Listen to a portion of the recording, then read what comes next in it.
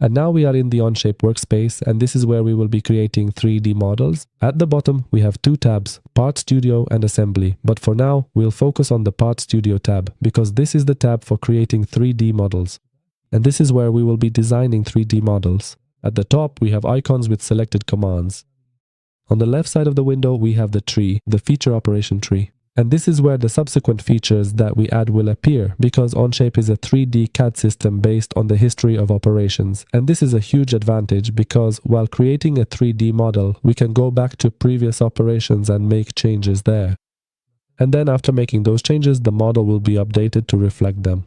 So if we design something and later it turns out that some minor adjustments are needed, we can do that without having to rebuild the entire model from scratch.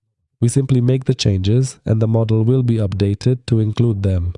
And as for the center of the screen, this is the main workspace. Here we have three coordinate system planes, plane, top, front, and right. And these are the basic planes on which we can start creating a 3D model. And here in the top right corner, we have this navigation cube, and in the next lesson, we'll move on to navigation in Onshape.